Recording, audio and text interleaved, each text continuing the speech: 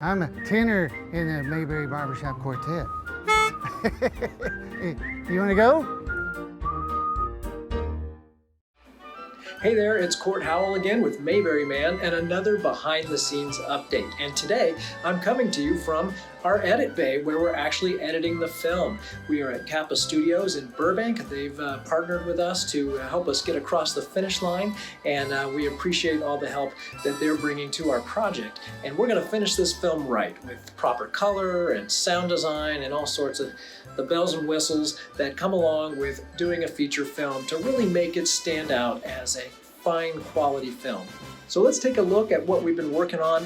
Not too much, just a little bit to whet the appetite, and I'll give you a little behind the scenes tour of what's involved as we do the editing. When you shoot a movie, you typically shoot scenes several times from different camera angles, and you do multiple takes from each of those angles to get the best performances from your actors. Or maybe you have technical difficulties such as a distracting background noise or the camera loses focus. Any number of things can go wrong during a take. But by the time you're done filming, you have an enormous amount of footage you have to manage and organize in your editing system. All those video clips go into bins or folders. To keep it simple, the footage for scene 1 goes into bin number 1, and the footage for scene 2 goes into bin 2, etc. And then we begin assembling the movie scene by scene. All right, I'll see you later. Our Mayberry Man script has a total of 99 scenes. Now, some of those scenes are kind of long. Scene number 1 runs over 4 pages, for example, while other scenes are just a quick shot and may only run an eighth of a page. That's how we measure script pages, in eighths. Now, for some scenes, we were rolling 2 cameras at the same time, which can make filming a lot more efficient, and it also gives you more options during editing. What's really cool is that our editing software allows us to group those clips and watch them at the same time, making it easier to choose which camera angle we want to go with. There are countless ways you can cut a scene together, and during editing, there's a lot of trial and error, and we often try different combinations of takes just to see how they fit together.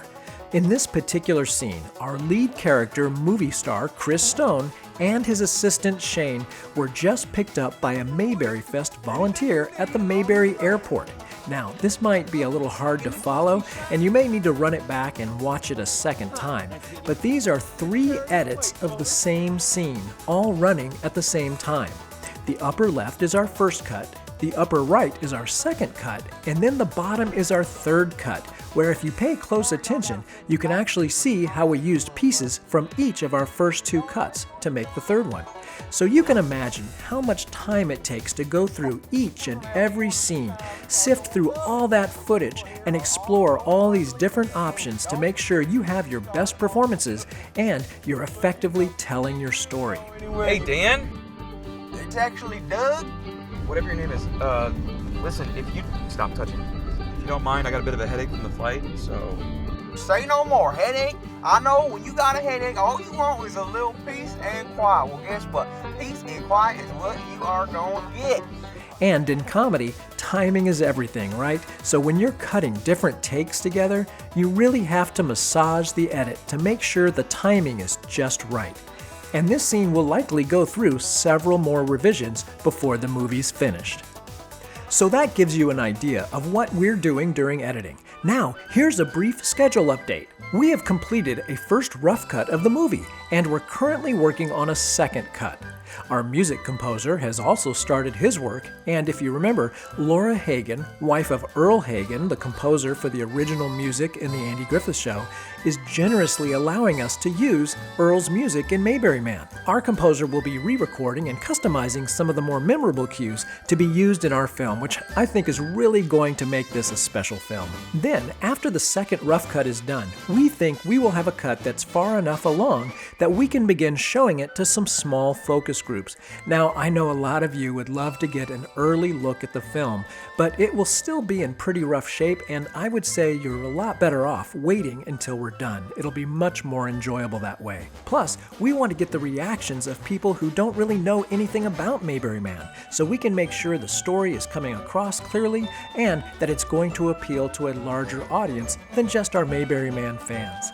And then we'll continue our editing and get to picture lock, and that'll be followed by color correction and sound design and mixing and all that good stuff in the month of February.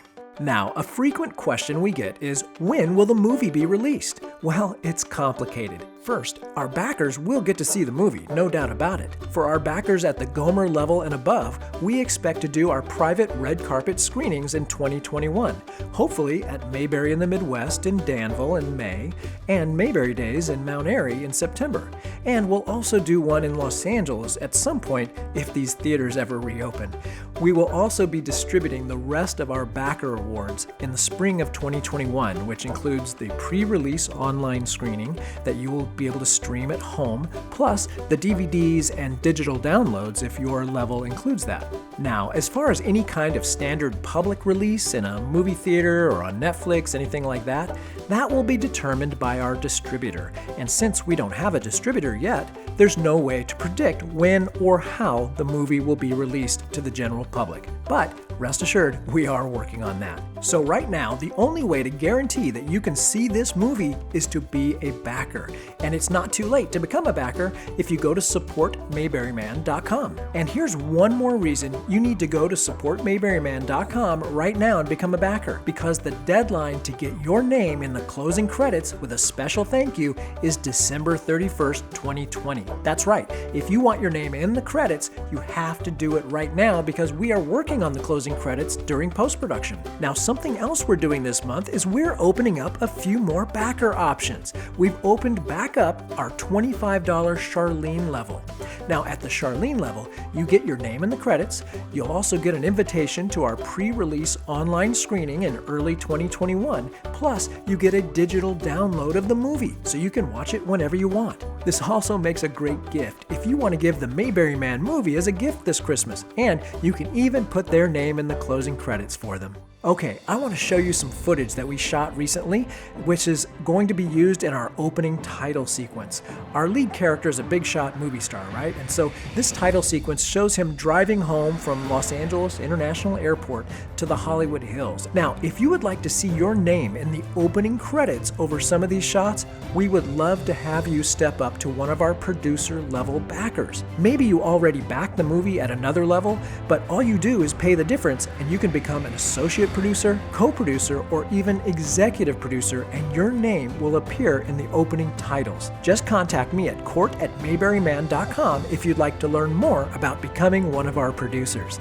There are plenty of other perks too, which I can share with you, including being listed as a producer on IMDb, which is pretty cool. Finally, if you'd like a piece of history, for a very limited time, we have some authentic props from the movie available as part of a fundraiser we're doing to help with our post-production expenses. We have these awesome pieces of set dressing from our Crowley's Market set. And what I love about these is they look just like the ones used in the original Andy Griffith show, like these cereal boxes. They say Wrap-Up, right? Which is obviously how they disguised the Grape Nuts brand name. We also took labels off of tin cans and had them autographed by our lead actor Brett Varvel and director Stark Howell, so they're perfect for framing. So you can claim one prop for each donation of $50 to our post-production fund right now. Just email me at court@mayberryman.com and let me know if you want a cereal box, a tin can, or an autographed label, and we'll get those out to you.